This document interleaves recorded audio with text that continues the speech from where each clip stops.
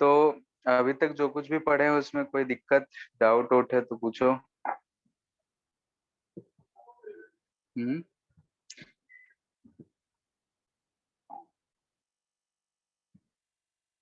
नहीं है। जैसे अभी तो जो टॉपिक, लास्ट टॉपिक चल रहा था डीके, ग्रोथ ऑफ करंट और डीके ऑफ करंट आज पढ़ेंगे। तो सब चीजें अगर देखोगे तो चार्जिंग ऑफ कैपेसिटर और डिस्चार्जिंग ऑफ कैपेसिटर जैसा ही है, यानी कि सेम टाइप का चीजें हैं। इक्वेशंस भी हमें दिख रहा है कि सेम ही आ रहा है। ठीक है। तो वही चीज हम लोग देख रहे थे। तो हम लोगों ने देखा था कि अगर charging of growth of a current की अगर बात करें थे, ठीक है,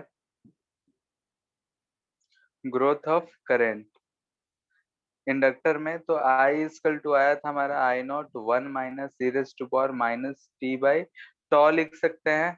टॉ का जो वैल्यू था वो था L/R। ठीक है, ये चीज था। हम लोगों ने फिर देखा था कि अगर किसी इंडक्टर को हम लोग अगर यूज करना चाहते हैं सर्किट में, तो सर्किट में यूज करना चाहते हैं तो किसी टाइम टी पे करंट ये बहेगा। टी इजकल टू जीरो की बात करेंगे तो उसमें हमें मैक्सिमम करंट मिलता है, यानी कि उस समय जो सर्किट है उसे हम शॉर्ट सर्किट की तरह बिहेव कर सकते हैं। और t equal to infinite, t equal to zero पे, सॉरी, जीरो करंट मिलता है यानी कि ओपन सर्किट की तरह, और टी इजकल टू इनफाइनाइट पे मैक्सिमम करंट मिलता है यानी कि क्लोज सर्किट की तरह हम लोग इसे बिहेव कर सकते हैं। ठीक है, इतना चीज हम लोग पढ़े थे। अब उसी चीज से आगे देखते हैं, तो उससे रिलेटेड कुछ क्वेश्चंस देखते हैं हम लोग पहले। ठीक है, और वो क्वेश्चंस हो जाएगा। उसके बाद हम लोग डीके ऑफ करंट देखेंगे, यानी कि अगर किसी कैपेसिटर पे हम, कैपेसिटर बोल रहे, किसी इंडक्टर पे अगर हम एनर्जी स्टोर कर दिए हैं तो उससे एनर्जी कैसे डिस्ट्रीब्यूट, सब चीज की बात करेंगे। तो एक क्वेश्चन दे रहे हैं, क्वेश्चन है हमारे पास इंडक्टर है सर और ये आवाज इंडक्टर जो है किसी एक, हेलो, आवाज नहीं आ रहा है? सर कट रहा है। बोलो अभी, अभी ठीक है। कट रहा है।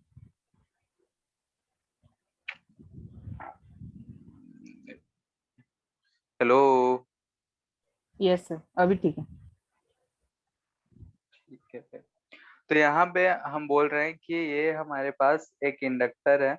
इस इंडक्टर को एक रेजिस्टेंस 2 ओम का लगा हुआ है और 10 वोल्ट का बैटरी है। ठीक है, अगर हमसे पूछा जा रहा है कि how long will it take, ये शायद क्वेश्चन कर लिए थे क्या? हाँ, बोलो, हम लोग पढ़ता नहीं है क्या?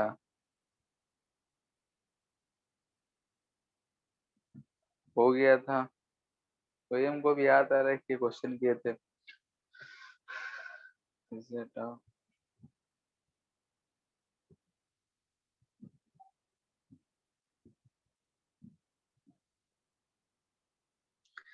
दूसरा क्वेश्चन है, ये भी हम लोग करंट में भी देखे थे, कैपेसिटर में भी देखे थे, यहाँ भी एक क्वेश्चन इससे रिलेटेड कर लेते हैं कि अगर ऐसा हमें दे रखा है, यहाँ एक इंडक्टर है, ये पॉइंट ए है, ये पॉइंट बी है, यहाँ पे 1 ओम का ये 15 वोल्ट है, और यहाँ पे 0.5 हेनरी इंडक्टर है। कह रहा है कि इसमें एक ऐसा करंट बह रहा है आई, जो कि अभी 5 एम्पियर तो है लेकिन ये घट रहा है, यानी कि डिक्रीजिंग है at a rate of di/dt। Decreasing current है जो कि 10 एम्पियर पर सेकेंड से घट रहा है। ठीक है, तो फाइंड करना है हमें कि एक्स और ए और बी के बीच का पोटेंशियल डिफरेंस क्या होगा। यानी कि फाइंड VA माइनस VB, ये क्या होगा?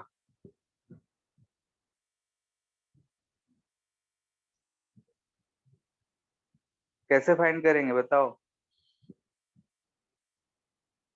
इक्वेशन से लिखेंगे, ए से लेके बी तक। करंट में भी किए थे हम लोग, यहाँ ए से शुरू करेंगे तो VA माइनस 5 एम्पियर करंट जा रहा है, तो माइनस IR होता है, तो 1 × 5।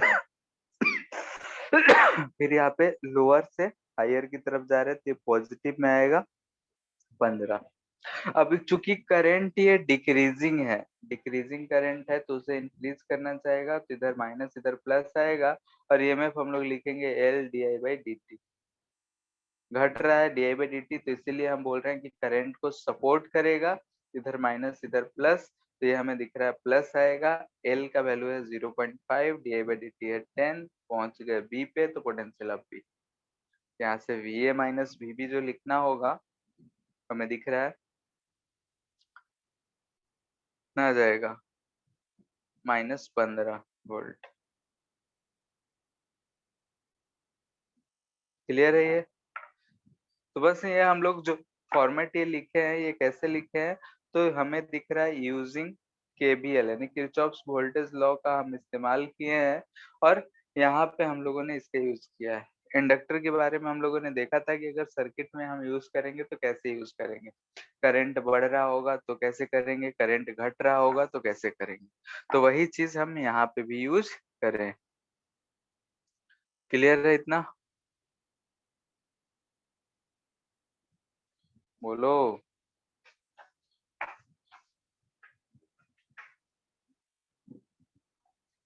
यहाँ पे ऐसा अगर हमें सर्किट मिल जाए,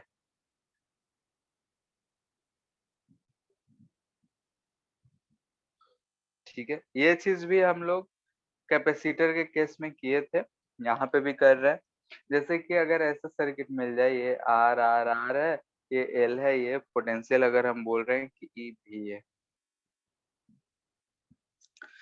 तो हमसे पूछ रहा है कि find current in inductor as function of time. ठीक है, टाइम के फंक्शन में हमें इंडक्टर के थ्रू करंट निकालना है। तो हम लोग जो फॉर्मूला पढ़े थे उसमें इंडक्टर में सिर्फ एक जो था रेजिस्टेंस ही सीरीज में था। जैसे कि हम यहाँ पे देख सकते हैं कि I = I0 1 - -R/L × T लिखे थे, और यहाँ पे ये तब आया था जब एक रेजिस्टेंस जो था इंडक्टर के साथ सीरीज में था, लेकिन यहाँ पे ऐसे सर्किट दे रखा है, तो फिर हम कैसे सॉल्व करेंगे? ठीक है, तो इसका प्रोसेस हम लोग कैपेसिटर में भी देखे थे, यहाँ भी सेम प्रोसेस है। तो हम पहला क्वेश्चन है इसलिए हम इसको एक्सप्लेन कर देते हैं। ये तो फॉर्मूला था कि when one resistance is in series with L, inductor से एक जो है रेजिस्टेंस सीरीज में था, तब फॉर्मूला आया था। तो यहाँ पे कैसे होगा? ठीक है, यहाँ पे कैसे करेंगे? तो यहाँ पे सॉल्व करने के लिए थेवेनिन थ्योरम का हम लोग यूज करते हैं, क्योंकि थेवेनिन थ्योरम हमें पढ़ना नहीं है, तो इसलिए हमें ये दो स्टेप हमेशा याद रखने पड़ेंगे कि हमें दो स्टेप करना पड़ेगा। कौन कौन से स्टेप? तो फर्स्ट स्टेप कि ये जो हमारा इंडक्टर दिख रहा है ए और बी, हम मान लेते हैं कि ए बी, यानी कि इंडक्टर है, उसके क्रॉस हमें आर इक्विवेलेंट फाइंड करना होगा। आर इक्विवेलेंट यानी कि about A and B, A and B कहने का मतलब इंडक्टर के अबाउट, और कब? जब when battery is short circuited.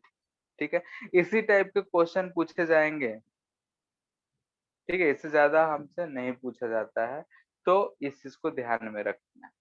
ठीक है, पूरा बुकलेट सॉल्व करो, एचसी बनाओ, प्रीवियस ईयर बनाओ, कहीं भी बनाओगे तो ऐसे ही क्वेश्चंस रहेंगे इस पे बेस्ड।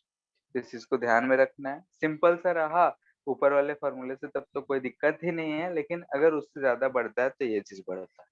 तो कैसा भी सर्किट दिया रहे, हमें क्या करना है कि बैटरी जो लगा हुआ है उसे शॉर्ट सर्किट कर देना है और AB के क्रॉस में हमें आर इक्विवेलेंट पता करना है। तो सर्किट हमारा कैसा हो जाएगा, यहाँ बैटरी था तो हमने शॉर्ट सर्किट कर दिया है, यहाँ एक रेजिस्टेंस था और एक रेजिस्टेंस यहाँ था और ये था हमारा A और B, ठीक है, इंडक्टर के क्रॉस।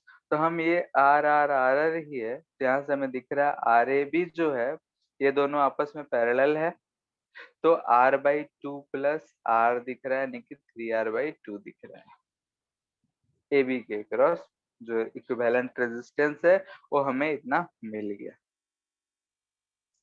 ठीक है। ये हम R इक्विवेलेंट क्यों निकाल रहे हैं, तो क्योंकि हमें जो टाइम कांस्टेंट लिखना होता है तो ये हम लिखेंगे तो L/R इक्विवेलेंट ही होगा, ठीक है। और वो R इक्विवेलेंट किसके क्रॉस निकालना है, तो इंडक्टर के क्रॉस निकालना है जब हम बैटरी को शॉर्ट सर्किट कर दिए हो तब। तो यहाँ से हमें मिल जाएगा कितना, 12/3R, ठीक है। तो ये चीज को ध्यान में रखना है। तो यहाँ पे हमें R इक्विवेलेंट फाइंड कर लिया तो L टाउ पता चल गया, यानी कि ये जो चीज था यही हमारा टॉ था। टॉ तो पता चल गया, अगर आई नॉट पता चल जाए तो हम इक्वेशन लिख लेंगे। आई नॉट कब फाइंड करेंगे, तो फर्स्ट स्टेप यही होगा, हमें टॉ पता करना होगा। टॉ के लिए आर इक्विवेलेंट चाहिए होगा, तो आर इक्विवेलेंट हम ऐसे निकालेंगे। सेकेंड स्टेप अगर हमें जो करना है वो ये करना है कि हमें आई नॉट का वैल्यू फाइंड करना है, यानी कि to find maximum current through inductor. Inductor के थ्रू जो है मैक्सिमम करंट कितना बह सकता है उस चीज की बात करेंगे। तो हम लोग देख रहे थे कि इंडक्टर को जब हम इनफाइनाइट बहुत लंबे समय तक के लिए जोड़ दे रहे थे तभी उसमें से एक कांस्टेंट करंट बहने लग रहा था, मतलब कि उससे कांस्टेंट करंट जो है बहेगा। तो उसके लिए अगर हम क्या करेंगे, तो कांस्टेंट करंट यानी कि मैक्सिमम करंट कब बहता है, तो टी जब शॉर्ट सर्किट हो जाता है। तो शॉर्ट सर्किट होता है यानी कि हम यहाँ पे क्या करेंगे कि शॉर्ट सर्किट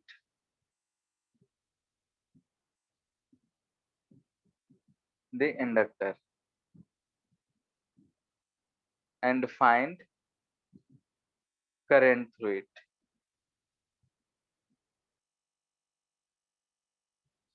ठीक है, शॉर्ट सर्किट करने के बाद उसके थ्रू करंट निकालेंगे। तो कैसे, तो हमारा सर्किट ऐसा हो जाएगा, यहाँ पे हमारा इंडक्टर था तो उससे हमें क्या करना है, ये शॉर्ट सर्किट कर दिया हम। ये हमारा बैटरी था तो रहेगा ही, ये V है, ये R है, ये R है, ये भी R है। तो जो इसमें से करंट हमारा इस सिचुएशन में बह रहा होगा यही हमारा आई नॉट करंट होगा। तो उसे हम कैसे फाइंड कर सकते हैं, तो यहाँ से फाइंड करने के लिए हमें इसमें करंट पता करना पड़ेगा कि इसमें करंट कितना बह रहा है। तो ये जो है V बाई इसके क्रॉस जो R निकालेंगे R डैश उसके से होगा।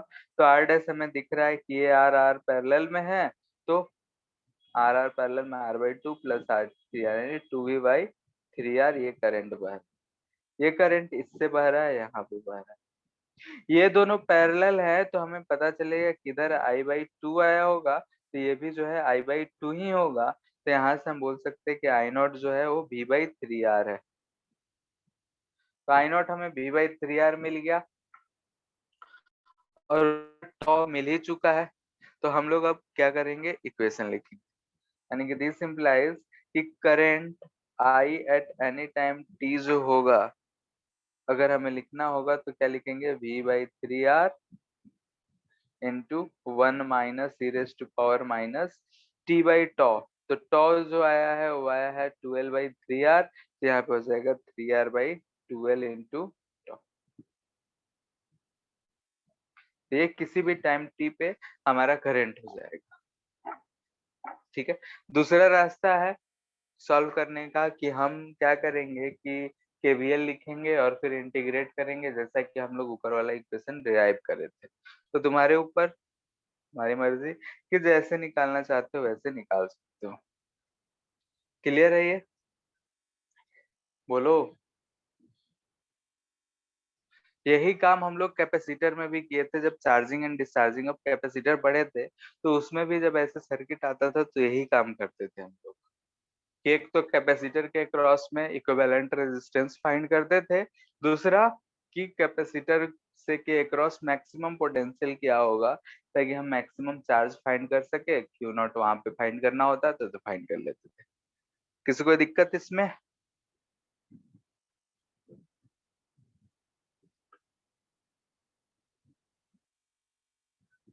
हेलो।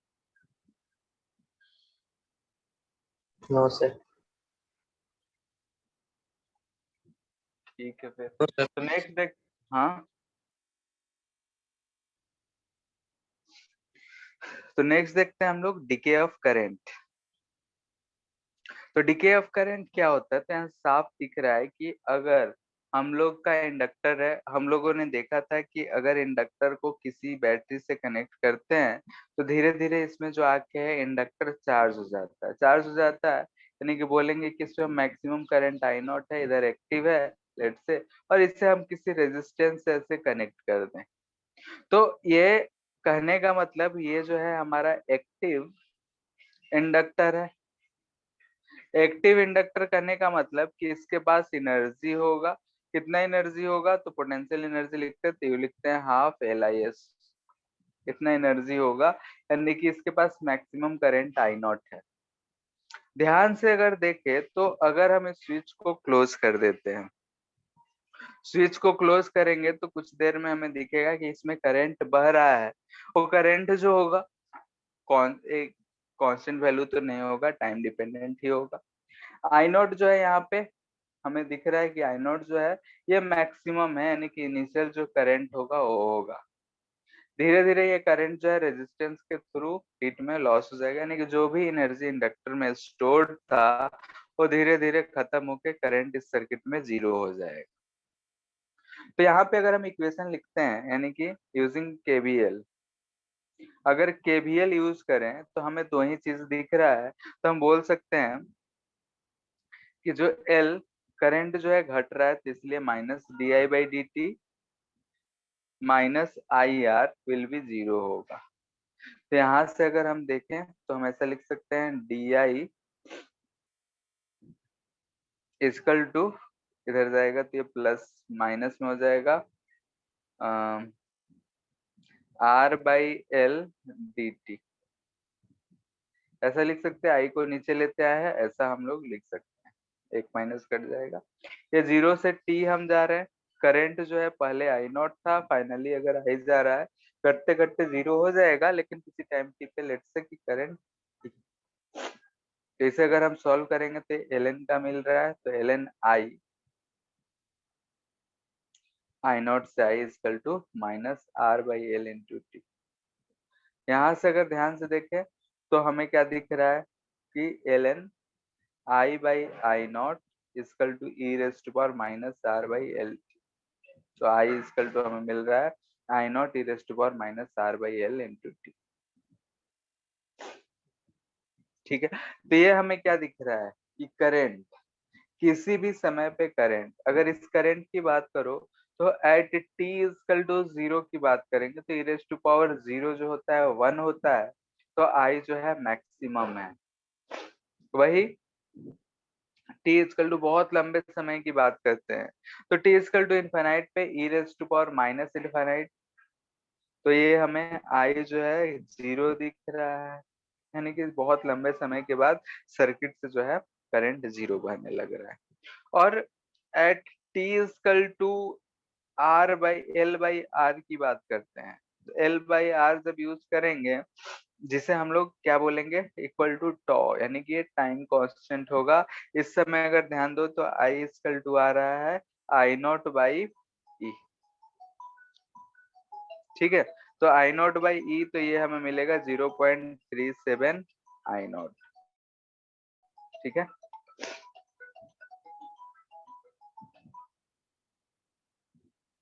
तो ये जो है हमारा टॉ जो है यहाँ पे फिर से ये क्या कहलाता है, तो ये कहलाता है हमारा टाइम कांस्टेंट। ठीक है, फिर से क्या करते हैं हम लोग, it is called time constant. ये अगर करंट है, आई वर्सेस टाइम कर्व बनाते हैं, तो करंट जो होता है इनिशियली आई नॉट है, इन्फिनिटी पे ये जीरो हो जा रहा है, तो ऐसा कुछ जाएगा। और एक टाइम आ रहा है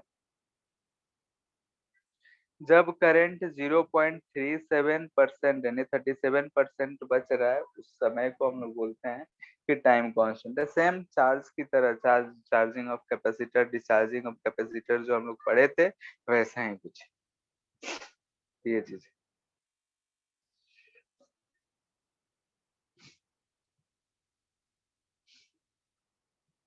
क्लियर है इतना?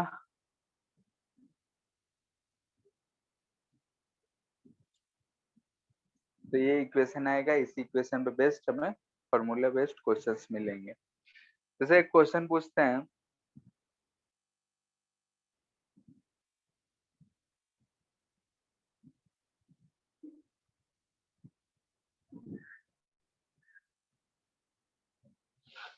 यहाँ पे एक ईएमएफ ई है, ये तीनों आर रेजिस्टेंस ही है, ये इंडक्टर एल है।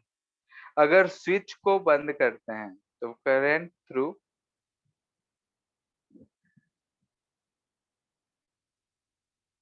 बैटरी फाइंड करना है just after switch is closed end after very long time. ठीक है, यानी कि बहुत ही लंबे समय के बाद करंट पता करना है, और जब स्विच को बंद कर रहे हैं टी इजकल टू जीरो और टी इजकल टू इनफाइनाइट पे हमें करंट पता करना है। तो यहाँ पे हम जनरल इक्वेशन सॉल्व करने की चेष्टा नहीं करेंगे, डायरेक्टली क्या हम अपना कंसेप्ट यूज करेंगे कि टी इजकल टू जीरो पे इंडक्टर कैसा बिहेव करता है। तो हम लोगों ने पढ़ा था टी इक्वल टू जीरो पे इंडक्टर जो होता है, इंडक्टर अपोज करता है, यानी कि करंट जीरो था, तो ये हमें ओपन सर्किट की तरह बिहेव करता है।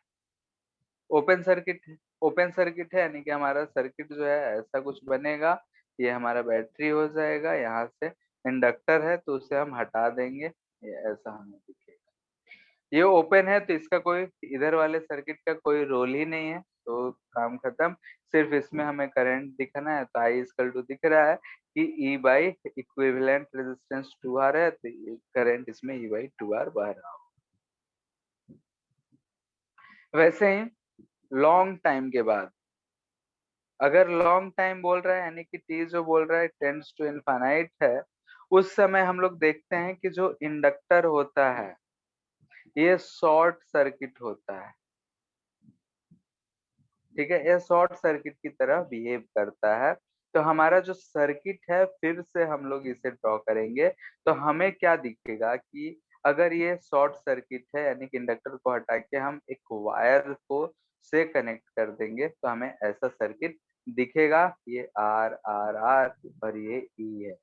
तो हमें यहाँ से करंट पूछा गया है कि इसके थ्रू करंट क्या जाएगा, तो ई बाई आर इक्विवेलेंट जाएगा। आर इक्विवेलेंट दिख रहा है, ये दोनों parallel, R by two plus R, three R by two, यानी three by two E by three R. इतना हमें दिख रहा है कि करंट इसमें से बह रहा होगा बैटरी के थ्रू। तो ये छोटा सा कंसेप्ट है, इसे अगर याद रखोगे तो अच्छे से क्वेश्चन हम लोग आसानी से कर सकते। क्या था कंसेप्ट? तो अगर किसी टाइम पे पूछेगा कि करंट क्या है, तो उसके लिए हम लोग जो ऊपर थेवेनिन वाला बात किए थे वो चीज यूज करेंगे।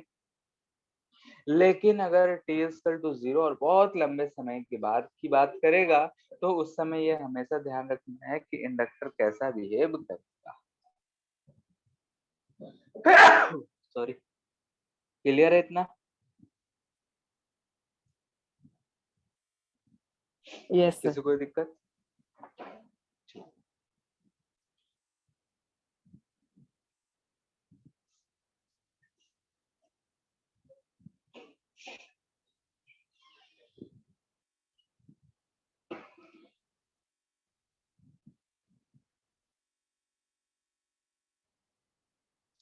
क्वेश्चन है कि ऐसा एक सर्किट दे रखा है,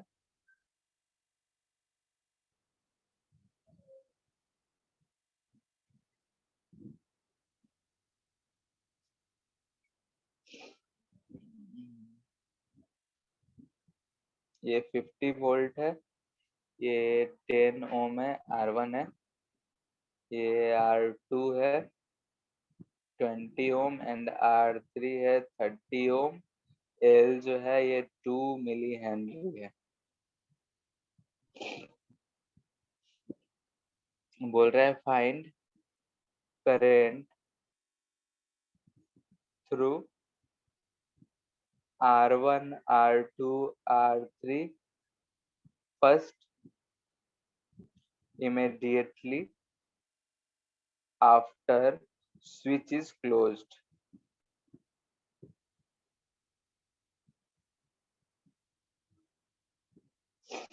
Second,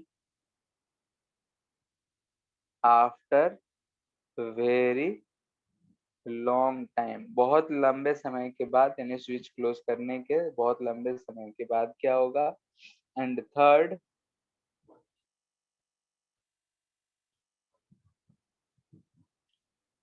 इमीडिएटली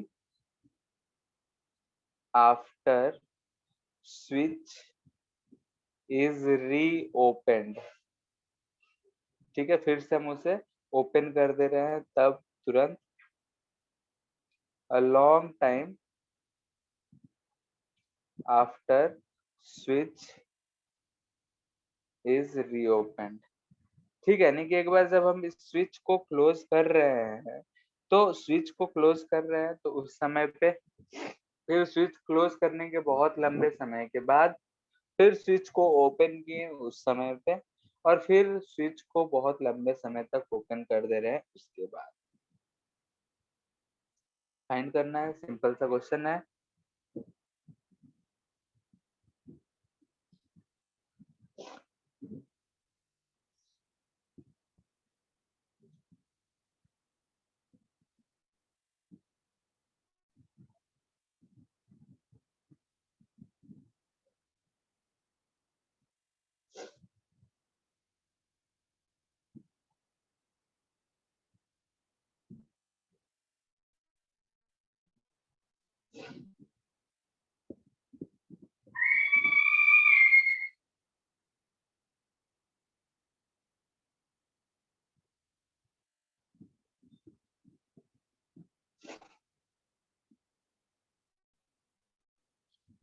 हो गया।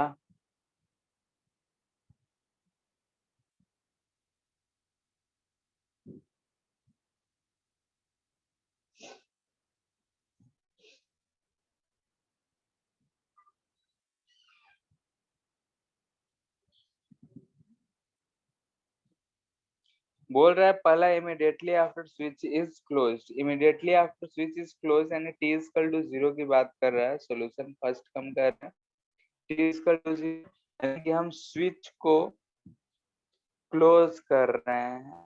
क्लोज कर रहे हैं तो इस समय जो इंडक्टर ये ओपन हो रहा है, ओपन होगा तो हमारा ये सर्किट ऐसा कुछ दिखेगा कि क्लोज कर दिए हैं। ये ऐसा 50 ओम, 10 ओम, 20 ओम, ये 30 ओम, यहाँ से हमें ये ओपन दिखता है। ओपन है तो इसमें तो करंट जाएगा नहीं, तो हमको 30 ओम के थ्री करंट जो दिख रहा है वो तो जीरो डायरेक्टली दिख रहा है, तो ये हम बोल दिए। बाकी जो करंट इसमें आई जाएगा वही करंट इसमें आई जाएगा, तो आई हमें दिख रहा है कितना 50/30 यानी कि 5/100। सिंपल सा सर्किट दिख रहा है, सॉल्व कर। किसी को दिक्कत इसमें? बस ऐसे ही सिंपल सिंपल सा क्वेश्चन है। ठीक है, सेकेंड हमें बोल रहा है t is equal to infinite after switch is closed. ठीक है, जब स्विच को क्लोज कर रहे हैं उसके बहुत लंबे समय के बाद इस समय इंडक्टर जो है ये हमें शॉर्ट सर्किट की तरह बिहेव करेगा। शॉर्ट सर्किट करना है, तो शॉर्ट सर्किट करना है तो हमारा जो सर्किट है वो ऐसा कुछ हमें बनता हुआ दिखेगा। इधर का तो सर्किट जैसा था वैसा ही रहेगा, यहाँ पे हमारा इंडक्टर है तो उसे हम शॉर्ट सर्किट कर दिए। ये है 30, ये है 20, ये है 10, ये है 50। हमें सबसे करंट निकालना है, तो ये तो हमारा करंट का क्वेश्चन हो गया। इसमें से अगर आई निकालना हो तो आई जो होगा वो 50/R इक्विवेलेंट होगा। आर इक्विवेलेंट कितना, तो 30 और 20 जो है पैरेलल में है, तो इसका हो जाएगा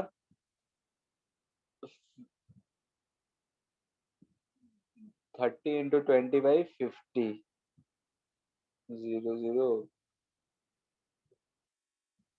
60/5, 12 + 10 यानी कि 50/22 यानी 25/11 एम्पियर हम बोल सकते हैं। ये 25/11 एम्पियर यहाँ पे आया, तो हम लोग बोल सकते हैं कि ये इस दो पार्ट में जाएगा, I1 एंड I2। तो हम लोग इसमें करंट में जानते हैं कि I1 जो होता है ये R2/R1 + R2 इंटू I होता है, यानी कि ये 25/11 लिखेंगे। तो ये हमें दिख रहा है कितना, 30/50, 3/5, 15/11 एम्पियर। I1 अगर पता चल गया तो I2 को हम लिख सकते हैं I-I1 होगा, यानी कि ये 10/11 एम्पियर हमें मिल जाएगा। तो I1, I2, I her resistance जो है हमें मिल गया, हर रेजिस्टेंस के थ्रू करंट मिल गया, यही चीज फाइंड करना था। थर्ड जो क्वेश्चन है बोल रहा है कि अब हम स्विच को फिर से ओपन कर देते हैं, ओपन कर देते हैं तब करंट क्या होगा। तो यहाँ पे हमें दिख रहा है कि अगर लंबे समय तक चार्ज है तो अब हमारा जो इंडक्टर है वो चार्ज हो चुका है, यानी कि थर्ड सिचुएशन है। तो हमें ऐसा दिखेगा कि स्विच को हमने ओपन कर दिया है, तो ये हमें इस तरीके का दिखेगा। इंडक्टर जो है इसमें मैक्सिमम करंट आई नॉट, वो मैक्सिमम करंट आई नॉट कितना है, तो 10/11 है। ठीक है, इसके थ्रू जो आई नॉट है वो कितना है, तो 10/11 है। ऊपर हमें दिख रहा है जो ये I2 बहा होगा इंफिनिटी पे, वही इसमें मैक्सिमम करंट स्टोर्ड होगा। अगर हम इस स्विच को ओपन करते हैं तो इसके थ्रू जो करंट है वो तो जीरो हो गया, इस सर्किट में जो करंट बह रहा होगा वो आई नॉट के बराबर होगा, यानी कि हम t=0 आफ्टर री ओपन की बात कर रहे हैं। तो इसमें जो आई है वो आई नॉट के बराबर यानी कि 10/11 एम्पियर। एंड फोर्थ बोल रहा है कि टी लॉन्ग समय इनफाइनाइट आफ्टर क्लोजिंग रीओपनिंग, जब स्विच को रीओपन कर दिया है बहुत लंबे समय के बाद, तो हम जानते हैं बहुत लंबे समय के बाद सारा का सारा एनर्जी जो है डिसिपेट हो जाता है, तो उस समय करंट जो होगा वो जीरो होगा। बोलेंगे कि all energy dissipated through resistance. ठीक है, रेजिस्टेंस के थ्रू जो है वो डिसिपेट कर चुका है। ठीक है, तो ऐसे ऐसे सवाल रहते हैं यहाँ पे। एक ही सवाल जो है, चार सवाल यहाँ पे बन सकता था, लेकिन एक ही में हमने चार पूछ लिया। ठीक है, तो अ, हो सकता है t=0 पे पूछे, t=इनफाइनाइट, फिर ओपन चार्ज करके ओपन कर दे, फिर बोले कि t=0 पे बताओ, t=इनफाइनाइट पे बताओ। तो अलग अलग सिचुएशन में हमें अलग अलग ऐसी चीजें दे सकता है, पूछ सकता है, तो इसका ख्याल रखना है। ठीक है, इतना में किसी को दिक्कत,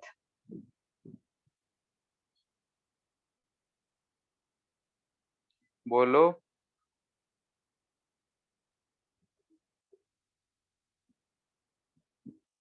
हेलो,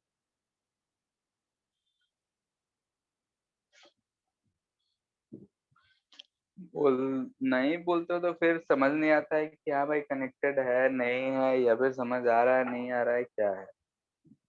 ठीक है, तो उस केस में क्या होगा, आदमी को लगेगा कि हाँ भाई तुम लोग कुछ सुन ही नहीं रहे हो, तो अपना फास्ट फास्ट जल्दी जल्दी करो, कुछ कुछ गायब कर दो। तो बोलोगे नहीं तो फिर क्या होगा,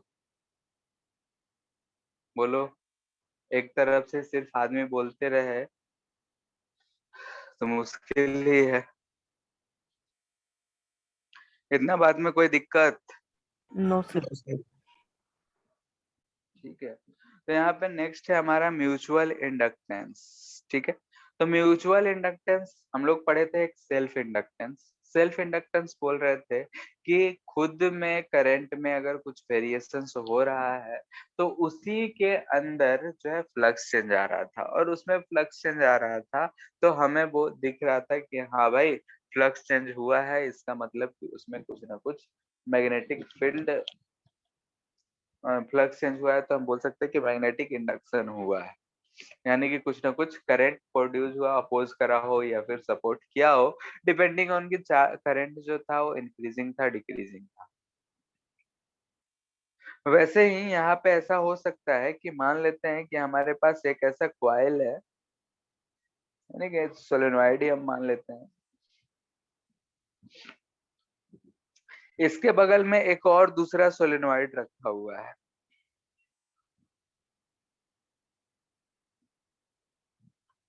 ठीक है, एक सोलेनोइड है ये, इसे हम बोल रहे हैं S1 सोलेनोइड 1, ये है सोलेनोइड 2। इसमें करंट I1 बह रहा है। ठीक है, इसमें करंट I1 बह रहा है, ऐसा बह रहा होगा, I1 घट रहा हो या बढ़ रहा हो जो भी है। इसमें हम बोल रहे हैं कि I2 करंट बह रहा है, इसमें I2 करंट ऐसा बह रहा होगा। मैग्नेटिक फील्ड का डायरेक्शन की अगर हम बात करें तो इसमें मैग्नेटिक फील्ड की डायरेक्शन जो है ऐसा कुछ बन रहा होगा। हमें दिख रहा है कि इसमें अगर हम करंट चेंज करेंगे तो इसका मैग्नेटिक फील्ड जो है सेकेंड लूप में इफेक्ट डाल रहा है।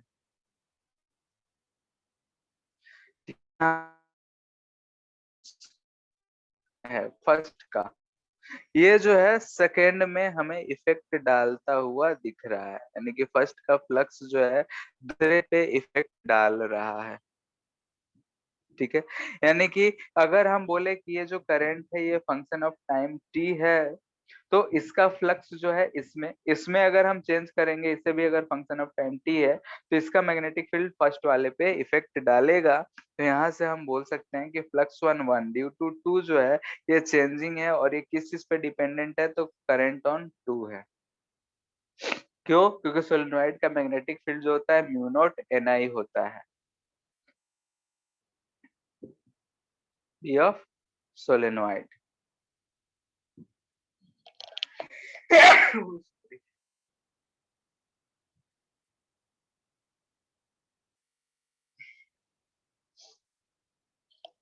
तो हम लोगों ने यहाँ पे देखा कि अगर मैग्नेटिक फील्ड ऑफ सोलेनोइड जो है म्यू नॉट एन आई है, म्यू नॉट मीडियम का बीच का जो है सोलेनोइड के बीच का मीडियम को रिप्रेजेंट करता है, आई करंट है। तो अगर हम बोल रहे हैं कि सेकेंड का करंट चेंज करेंगे तो उसकी वजह से जो मैग्नेटिक फील्ड है ये मैग्नेटिक फील्ड फर्स्ट में चेंज हो रहा है। वैसे ही हम बोल सकते हैं कि अगर हम सेकेंड का मैग्नेटिक फ्लक्स की बात करें तो ये जो फर्स्ट में जो करंट चेंज है उससे डिपेंडेंट है। तो यहाँ पे हम लोग बोलते हैं कि प्रोपोर्शनल है तो एक कांस्टेंट आएगा, और वो कांस्टेंट बोलते हैं मैग्नेटिक म्यूचुअल इंडक्टेंस 1 2, ये I2 आएगा। यहाँ से अगर phi2 1 लिखते हैं तो यहाँ से हम बोल सकते हैं M21 into I1 है। ठीक है, यहाँ से सॉल्व करने से पता चलता है कि वी गेट, ठीक है, दोनों को सॉल्व करते हैं किसी भी कंडीशन के लिए, तो यहाँ से हमें मिलता है कि 1 2 जो है M21 के बराबर है, और इसे हम बोल देते हैं M, क्योंकि दोनों का म्यूचुअल है, एक दूसरे से डिपेंडेंट है तो दोनों बराबर ही आता है, और इसे बोलते हैं हम लोग कोएफिशिएंट ऑफ म्यूचुअल इंडक्टेंस। जैसा कि हम लोगों ने पढ़ा था सेल्फ इंडक्टेंस, वैसे ही ये हमें रिप्रेजेंट कर रहा है म्यूचुअल इंडक्टेंस, यानी कि दो के बीच का है तो इसे हम लोग बोलेंगे कि म्यूचुअल इंडक्टेंस को रिप्रेजेंट करता है। यानी कि यहाँ से अब हम लिख सकते हैं कि ई ईएमएफ जो होगा वन में वो हम बोल सकते हैं M into d I two by D t होगा। यहाँ से अगर लिखना हो तो E21 हम लिख सकते हैं कि एम एम ही हम यूज कर रहे हैं, D I one by D t होगा। ये सारा कहानी हमें सेम दिखेगा जैसा कि हम लोगों ने सेल्फ इंडक्टेंस के लिए देखा था, वैसा ही यहाँ पे हमें म्यूचुअल इंडक्टेंस के लिए भी मिलेगा।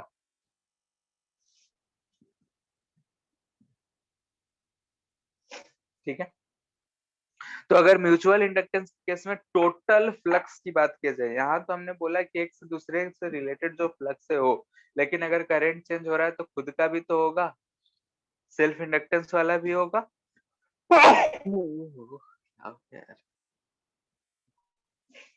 ठीक है, तो उसी चीज के बारे में अगर यहाँ डिस्कस करें कि टोटल फ्लक्स लिंक क्या होगा।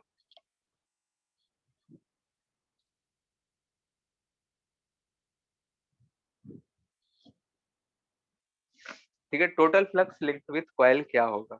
तो हम यहाँ पे बात कर रहे हैं कि जो पहला कॉइल है, ठीक है, ये पहला कॉइल है, इस कॉइल में अगर हमने करंट चेंज करा है, मान लेते इसमें करंट I1 है, इस करंट को अगर हमने चेंज करा है तो सेकेंड जो कॉइल है इसका मैग्नेटिक फ्लक्स चेंज हुआ है, ये तो हम अभी देखें।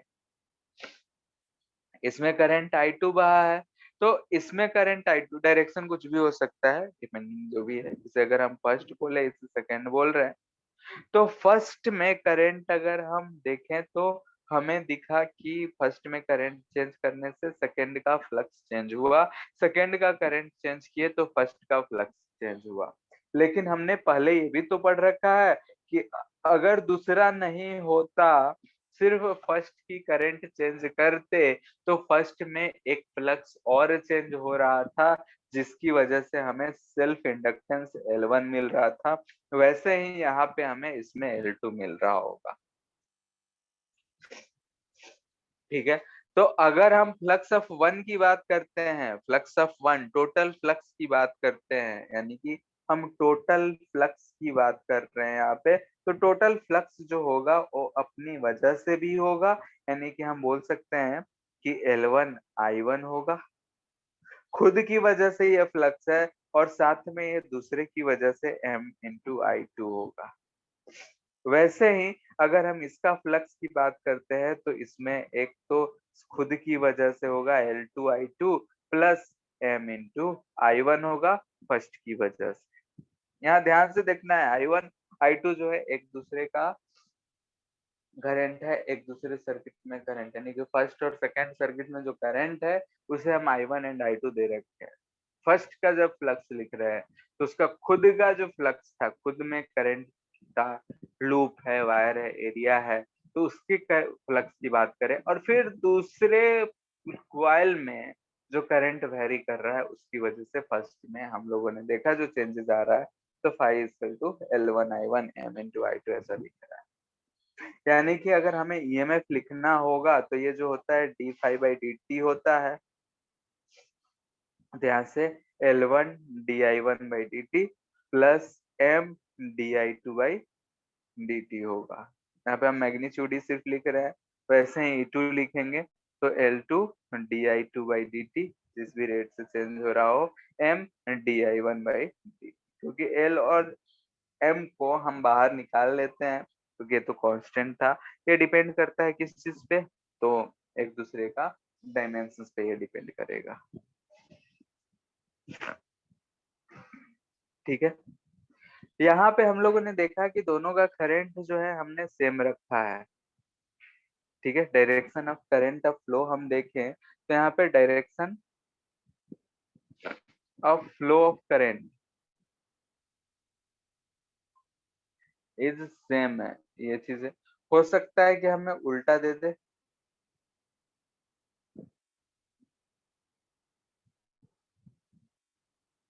ठीक है, मे भी हो सकता है कि हमें उल्टा दे दे, यानी कि पॉसिबिलिटी, यानी कि हम बोल रहे हैं कि डायरेक्शन ऑफ करंट अगर उल्टा हो तो हम क्या करेंगे, direction of flow of current is opposite. ठीक है, अपोजिट हो तो क्या करेंगे, यानी कि ऐसा है,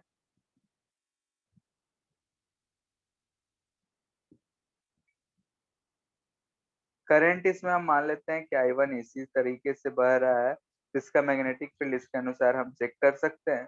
दूसरे में हम जो करंट बोल रहे हैं वो इसका अपोजिट बह रहा है, यानी कि उसमें करंट जो है इधर की तरफ I2 बह रहा है, यानी कि इसमें करंट ऐसा है। यानी कि दोनों केस में हमें दिखेगा कि मैग्नेटिक फील्ड इसमें इधर नॉर्थ है, इसमें भी इधर नॉर्थ ही है। ठीक है, दोनों नॉर्थ को रिप्रेजेंट कर रहा है, मैग्नेटिक फील्ड एक दूसरे को रिपेल कर रहे होंगे, यानी कि फ्लक्स जो होगा एक दूसरे की वजह से वो एक दूसरे को अपोज कर रहा होगा। तो इस केस में अगर हम फ्लक्स ऑफ 1 लिखेंगे तो ये तो I1 L1 रहेगा ही,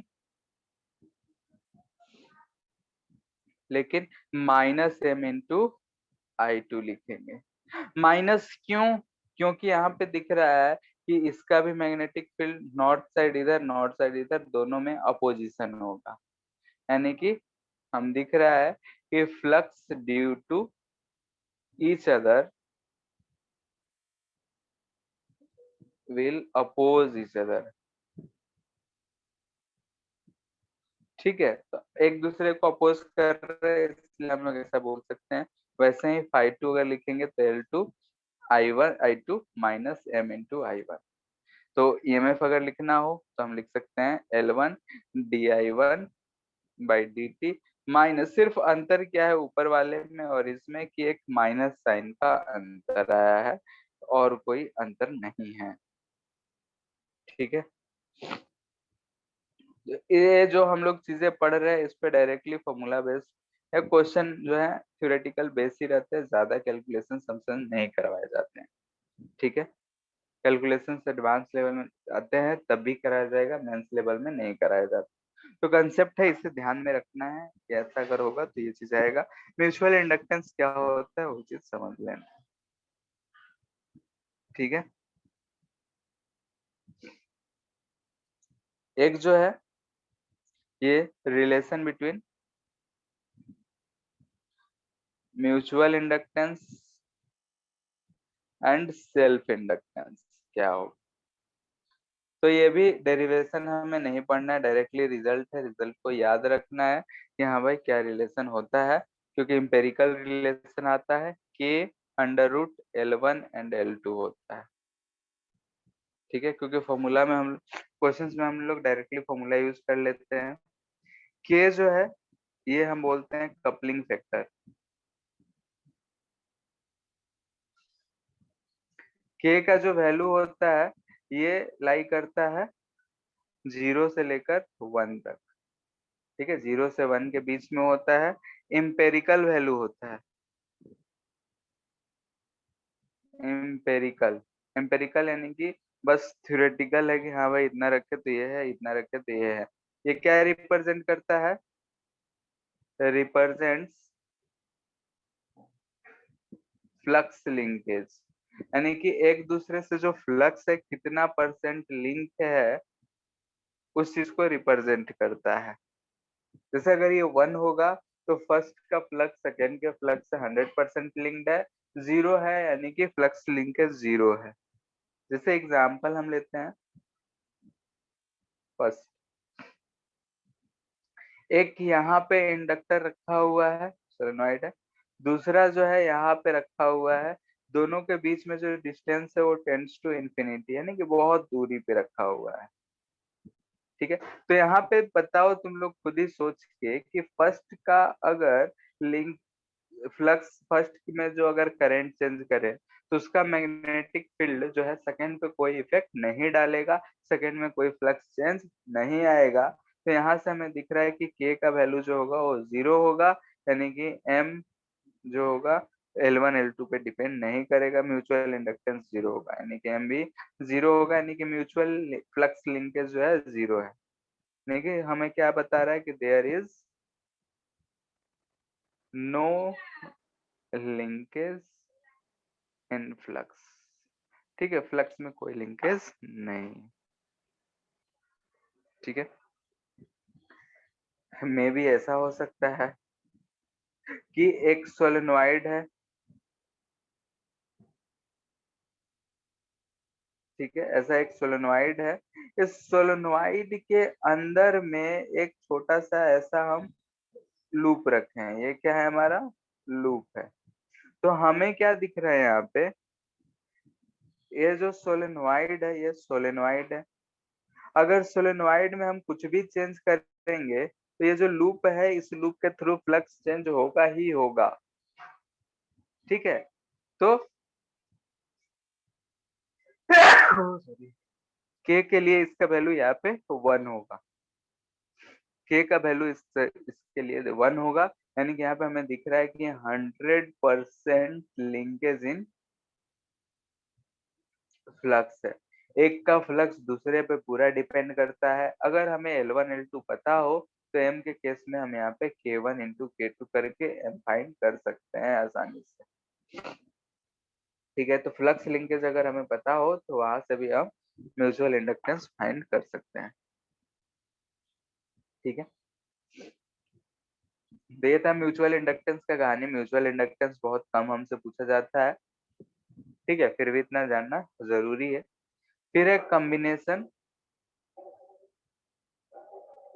ऑफ इंडक्टर्स। ठीक है, कॉम्बिनेशन की बात कर रहे हैं, यानी कि कंबाइन करेंगे। हम लोग जानते हैं कि दो कॉम्बिनेशन पढ़ते हैं, एक तो सीरीज,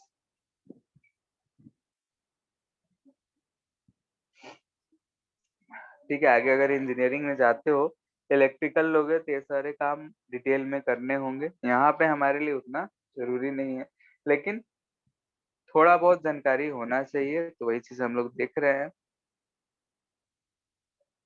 यानी कि डेरिवेशन ये सब हमें यहाँ पे नहीं पढ़ना है। ये ए और बी है, इस दो के बीच में हमने एक इंडक्टर ज्वाइन कर दिया है। इंडक्टर में हम बोल रहे हैं कि इसमें करंट ये जो है आई बह रहा है, तो इसमें भी करंट आई ही बहेगा। सीरीज में करंट जो होता है वो सेम बहता है। तो इसके लिए अगर हम फाई 1 की बात करेंगे तो ये हमें दिख रहा है L1 I plus M I होगा। वैसे ही अगर फाई 2 की बात करेंगे तो L2I प्लस MI होगा। यानी कि E1 की अगर हम बात करेंगे तो L1 DI/dt, या फिर ऐसे लिख लो L प्लस M DI/dt। वैसे ही यहाँ पे E2 अगर लिखते हैं तो L2 प्लस M DI/dt लिख सकते हैं। ठीक है, DI/dt को हमने कॉमन ले लिया है क्योंकि दोनों में करंट सेम ही बह रहा है। अगर हम चाहते हैं कि सेम करंट बहे, ठीक है, यानी कि हम चाहते हैं कि इस दोनों इंडक्टर्स को हटाकर एक हम इंडक्टर यूज करना चाहें कि ये ए है ये बी है, सेम करंट आई बह रहा हो, तो ये जो है एल इक्विवेलेंट हो, वो एल इक्विवेलेंट हमें पता करना हो। तो यहाँ से हमें ध्यान से दिख रहा है कि अगर वी ए बी हमें लिखना हो तो ये और कुछ नहीं बल्कि E1 प्लस E2 ही दिख रहा है।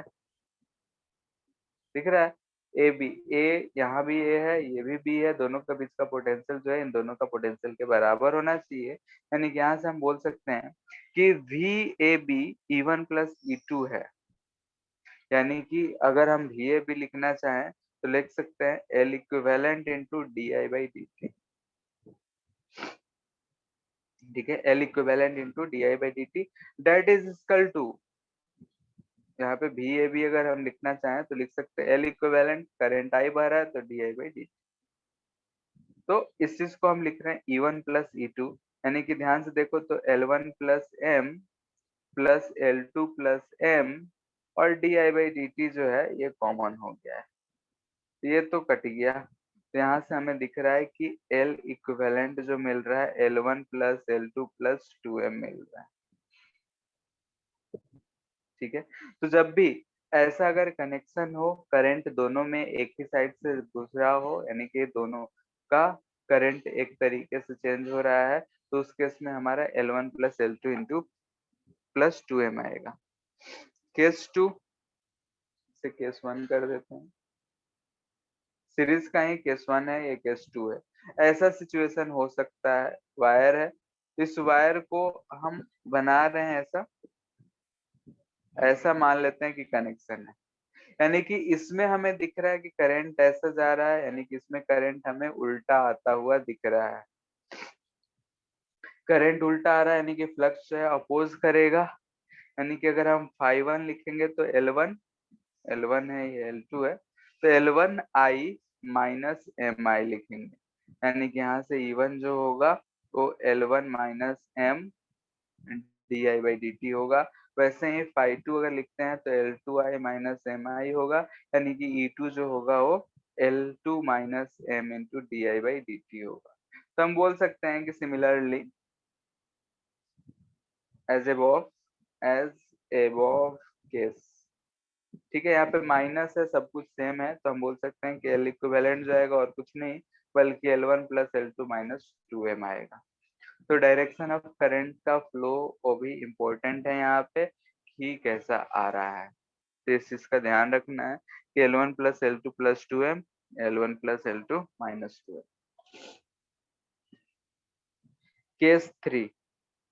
केस थ्री ये हमारा 85% क्वेश्चंस में केस थ्री ही रहता है, यानी कि अगर हम बोले कि mutual inductance is neglected, question में अगर म्यूचुअल इंडक्टेंस नहीं दे रखा है या फिर नेग्लेक्टेड बोला है, तो यही केस हमारा 80% 85% क्वेश्चंस में रहता है, तो इस चीज का ध्यान रखना है। तो यहाँ पे अगर नेग्लेक्ट है यानी कि एम जो है जीरो है, एम जीरो है तो एल इक्विवेलेंट हमें क्या दिख रहा है, जैसा सीरीज में हम लोग रेजिस्टेंस को जोड़ते थे वही चीज दिख रहा है, L1 प्लस L2 पर। क्लियर है। केस बी,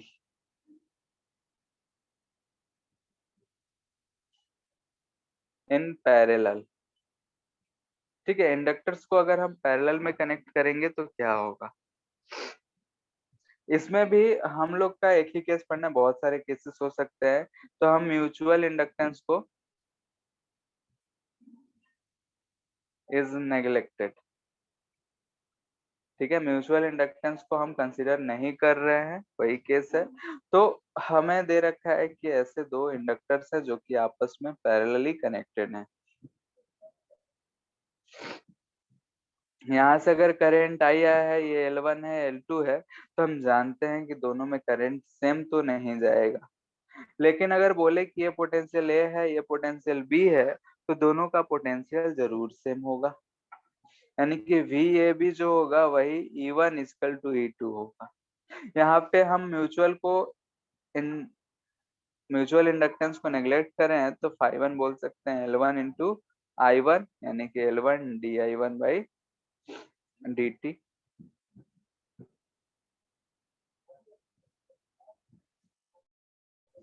वैसे ही φ2 जो है L2 इंटू I2 है, यानी कि E2 बोल सकते हैं कि ये L2 d I two by D T.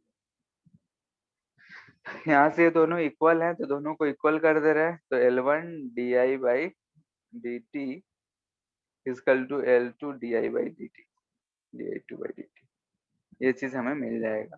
तो यहाँ से अगर d t same time interval की बात कर रहे हैं तो L1 d I one equal to L2 d I two बोलेंगे, तो यहाँ से हमें मिलेगा L1 I1 is equal to L2 I2। याद करो कि यहाँ पे हमें क्या दिख रहा है कि this implies that KL is inversely proportional to current है, ठीक है, ये सेम रेजिस्टेंस वाला जैसा बिहेवियर शो कर रहा है। तो यहाँ से अगर हमें I1 I2 पूछेगा तो I1 रेशियो के हिसाब से हम लिख सकते हैं कि इनवर्स है तो L2 by L1 plus L2 into आई होगा, एंड I2 पूछेगा तो L1 by L1 plus L2 into आई होगा। ये रेजिस्टेंस वाला ही केस हम लोग, ये पैरेलल रेजिस्टेंस का ही केस आया है। तो अगर हम लोग फाइंड करते हैं तो हमें जो मिलेगा नेट रेजिस्टेंस वो भी वैसा ही मिलेगा, नेट जो है इंडक्टेंस।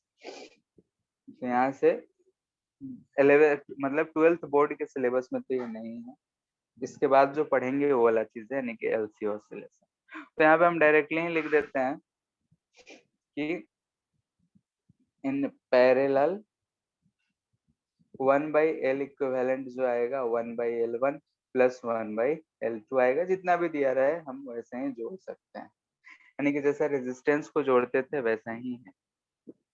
क्लियर है इतना? यस। बोलो।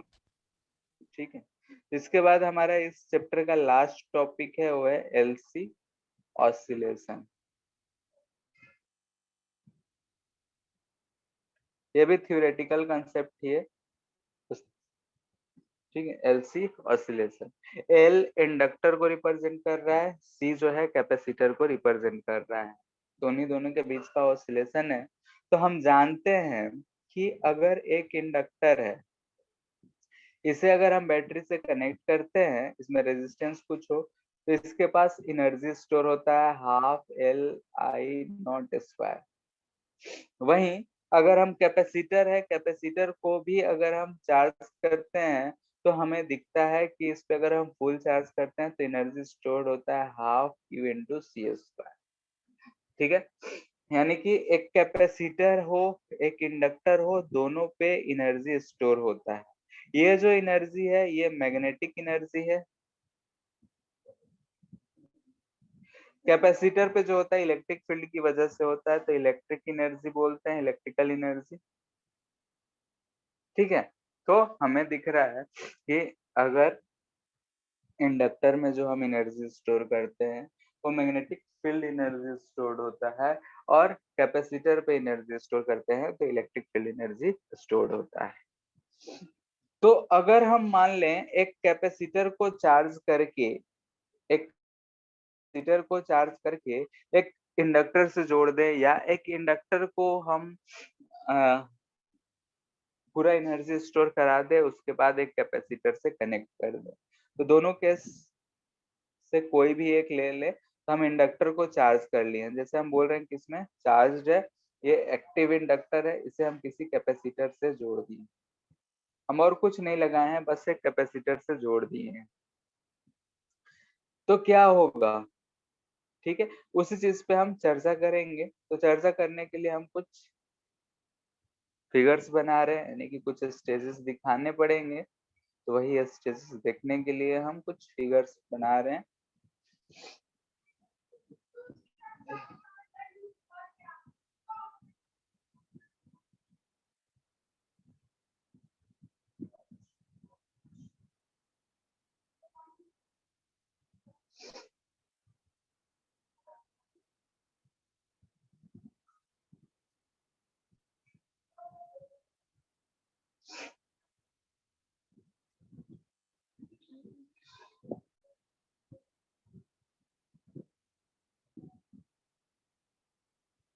ऐसे कुछ स्टेज हमें मिल गए, ठीक है, 8 स्टेज आता है, जरूरत पड़ेगा तो बनाएंगे।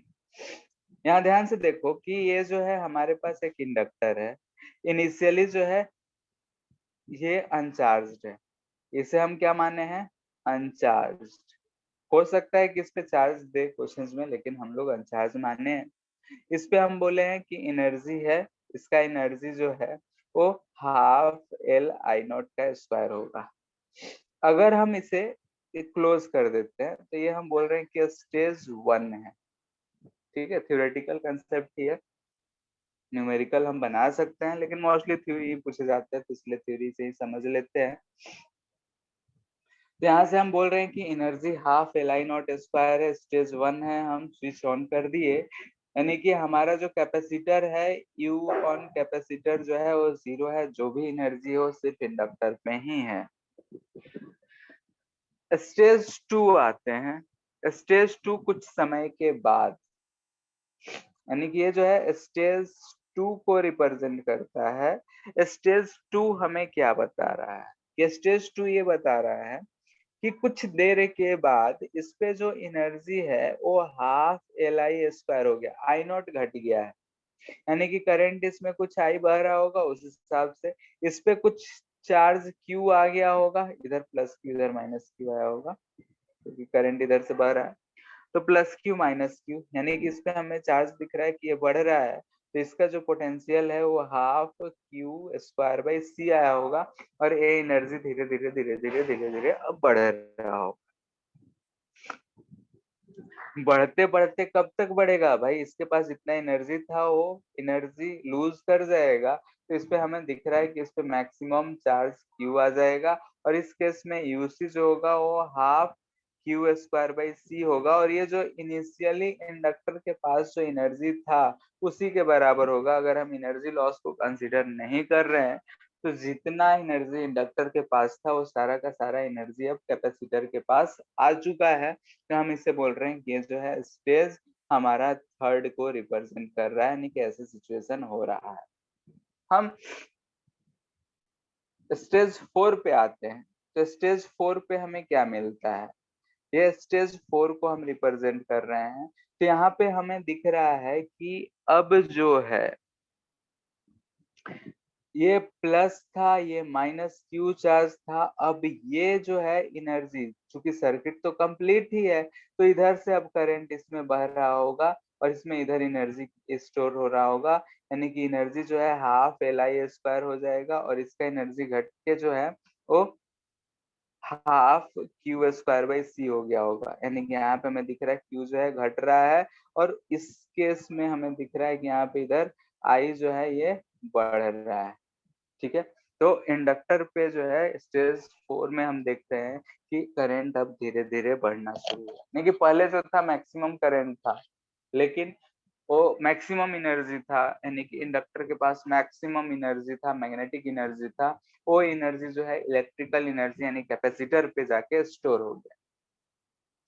अब क्या हो रहा है कि कैपेसिटर जो है वो भी तो कनेक्टेड ही है, सर्किट का फ्लो कंप्लीट है। तो ये जो है एक तरफ पॉजिटिव टर्मिनल पे चार्ज जो है फ्लो करेगा, चार्ज फ्लो करेगा यानी करंट होगा। तो अब हमें दिख रहा है कि इंडक्टर फिर से एनर्जी स्टोर करना शुरू कर रहा है और एनर्जी स्टोर करेगा तो हमें दिखेगा कि फिर से जो है इंडक्टर के पास एनर्जी हमें मिल गया है। यानी कि स्टेज 5 में मिलेगा कि इसमें जो है अब मैक्सिमम करंट फिर से आ गया और इसके पास जो चार्ज था वो 0 हो गया। यानी कि इंडक्टर पे मैक्सिमम एनर्जी और कैपेसिटर पे मिनिमम एनर्जी। ये हमें दिख रहा है कि ये जो है स्टेज 5 को रिप्रेजेंट कर रहा है।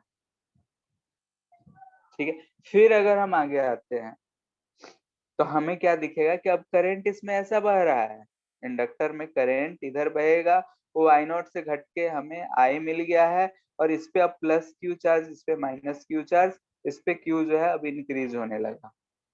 इंक्रीज होने लगा तो ये हमें दिख रहा है कि ये स्टेज 6 से है।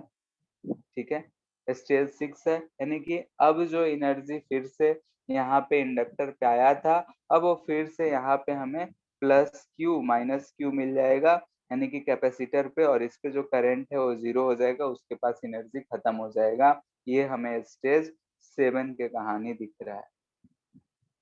फिर सिमिलरली अगर हम देखेंगे तो हमें फिर से एक स्टेज मिलेगा जब ये कैपेसिटर जो है फिर से अनचार्ज हो जाएगा, यानी कि क्यू इस पे 0 हो जाएगा और इसमें यहाँ पे करंट I0 इधर से आ जाएगा।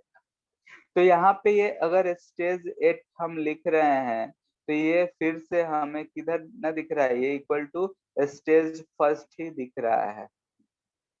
ठीक है, यानी कि हम बोल सकते हैं कि स्टेज 8 जो है ये सेम एज फर्स्ट दिख रहा है। ध्यान से देखो, तो यहीं से हम लोगों ने शुरू किया था कि चार्ज जो है कैपेसिटर पे 0 है और इंडक्टर पे मैक्सिमम है, लेफ्ट टू राइट डायरेक्शन। तो वही सिचुएशन हमें फिर से आ जा रहा है। तो यहाँ पे हम इतने सिचुएशन में हम लोगों ने क्या देखा कि एनर्जी यानी मैग्नेटिक एनर्जी जो है oscillate between inductor and capacitor. यहाँ से हमें क्या दिख रहा है कि energy oscillates between inductor and capacitor. ठीक है, तो यहाँ पे हम बोल सकते हैं कि magnetic to magnetic and electric.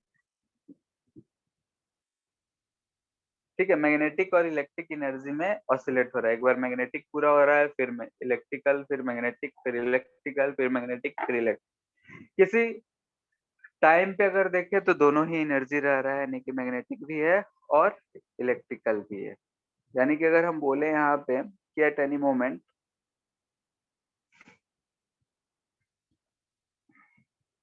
किसी भी टाइम पीरियड की बात कर रहे हैं तो एनर्जी एट एनी टाइम हम बोल सकते हैं कि U इजकल टू, यानी कि हम ऐसा लिख लेते हैं फॉर टाइम पीरियड, यानी टाइम पीरियड हम T कैलकुलेट करना चाहते हैं इसका, तो उसके लिए हम क्या करेंगे? ठीक है, हम ये टाइम पीरियड टी फाइंड करना चाहते हैं। तो ये जो है ऑसिलेशन का केस है। ऑसिलेशन हम लोग 11th क्लास में पढ़े थे, तो वहां पे हम लोग ऑसिलेशन फाइंड करने के दो तरीके थे। एक तो था फोर्स मेथड, दूसरा था एनर्जी मेथड। तो यहाँ तो फोर्स की हम चर्चा करें नहीं है, तो एनर्जी ही यूज करेंगे। तो हम बोल रहे हैं कि किसी टाइम टी पे जो एनर्जी है वो हम इतना लिख सकते हैं, half L I square plus half Q square by C. ठीक है, ये जो एनर्जी होगा हमेशा एनर्जी कंजर्व है, तो इनिशियल एनर्जी जितना था उसके बराबर होगा, या फिर कैपेसिटर पे जो टोटल एनर्जी था उसके बराबर होगा। यानी कि ये चीज हम लोग कभी भी लिख सकते हैं। ठीक है, तो चूंकि ये कांस्टेंट है, एनर्जी जो है ये हमें दिख रहा है कि कांस्टेंट है, टोटल एनर्जी हमेशा कांस्टेंट है। तो अगर हम डिफरेंशिएट करेंगे, differentiate with respect to time, अगर हम टाइम के रिस्पेक्ट में डिफरेंशिएट करें D U by D T, तो D U by D T हमें फोर्स ही तो देता है, और ये जीरो करेंगे तो नेट फोर्स का ही कंडीशन आता है।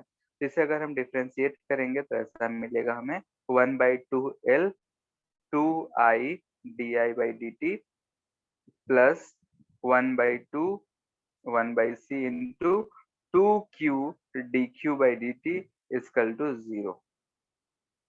यहाँ से तो ये तो कट जा रहा है, तो यहाँ से हमें दिख रहा है कि L I d I by D t plus q by c d q by D t equal to 0। हम लोग जानते हैं कि सिंस करंट को हम d q by D t लिख सकते हैं, तो दिस इम्प्लाइज दैट कि d I by D t को हम d two q by D t square लिख सकते हैं। ठीक है, तो इस चीज को अगर हम यूज करेंगे तो हमें क्या मिलेगा, ध्यान से देखो तो हम एल आई को नीचे लेते जा रहे हैं।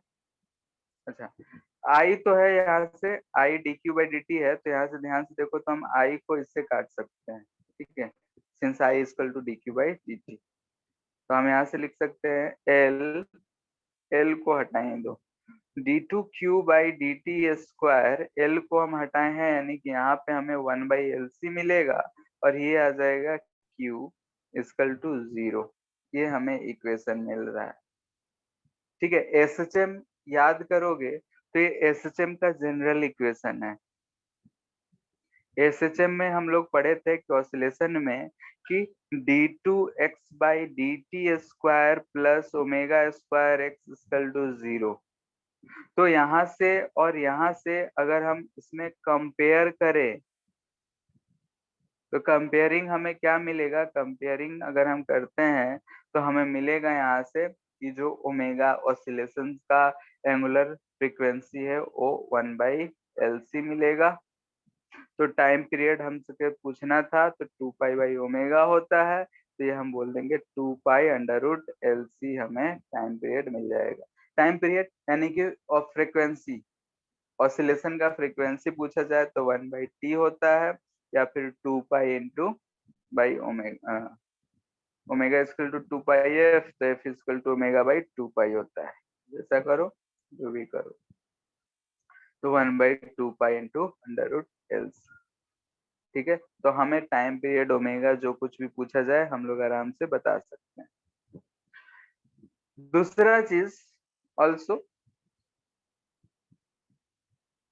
हमें मिला कि d two q by D t square plus 1/LC, यानी कि हम ओमेगा स्क्वायर लिख सकते हैं क्यू इक्वल टू 0। इसका जो सॉल्यूशन आएगा, सॉल्व करेंगे तो सॉल्यूशन जो आएगा इसमें हमें Q का वैल्यू मिलेगा, Q equal to Q naught sine omega हम लोग फाइंड कर चुके हैं, ओमेगा टी प्लस फाई आएगा। फाई रिप्रेजेंट करता है फेज को, ये वेव इक्वेशन हमें आ रहा है। इनिशियल फेज, इनिशियल फेज यानी कि अगर हमें charge on capacitor t equal to 0 पे 0 था, तो यहाँ पे फाई का वैल्यू 0 हो जाएगा। कुछ अगर वैल्यू होगा तो हमें मिल जाएगा। वही अगर करंट की बात करें तो ये d q by D t होता है। यहाँ से हमें दिख रहा है q naught omega cos of omega t plus phi से हम लोग करंट भी निकाल सकते हैं किसी भी टाइम की। तो ये वेव का इक्वेशन है। ये सारे चीज हम लोग एसएसएम में पढ़े थे, तो वही चीज है, ज्यादा कुछ नहीं। यहाँ से दिख रहा है कि ये हमें मैक्सिमम करंट को रिप्रेजेंट कर रहा है, यानी कि आई नॉट को रिप्रेजेंट कर रहा है, वो है क्यू नॉट इंटू ओमेगा। यानी कि मैक्सिमम चार्ज और मैक्सिमम करंट में भी रिलेशन है, वो I not equal to Q not into omega. Omega जो है 1/√LC है, तो हम बोल सकते हैं I not equal to Q not by root under LC हम लोग लिख सकते हैं। ठीक है।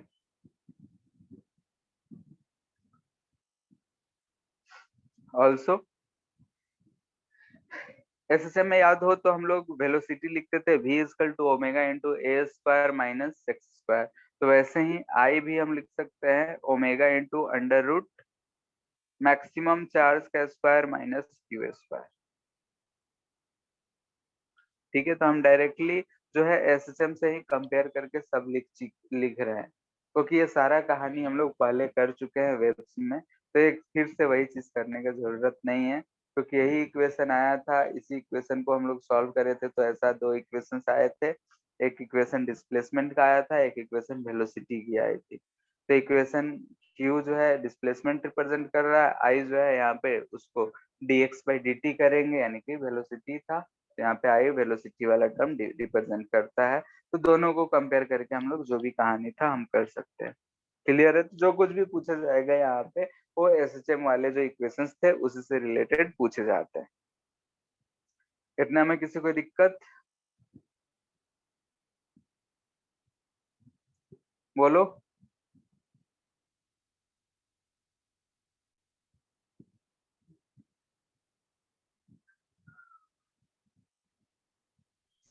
तो ये कंप्लीट कर लेना है। नेक्स्ट क्लास से हम लोग एसी शुरू करेंगे, यानी कि अल्टरनेटिंग करंट शुरू करेंगे। तो अल्टरनेटिंग करंट में मोस्टली 2 से 3 लेक्चर लगेगा और ईएमडब्ल्यू में 1 लेक्चर। तो 3-4 लेक्चर में हमारा पार्ट 1 जो है एनसीईआरटी का वो खत्म हो जाएगा। तो उसके बाद हम लोग मॉडर्न फिजिक्स शुरू करेंगे या फिर। ठीक है। हेलो। Thank you sir.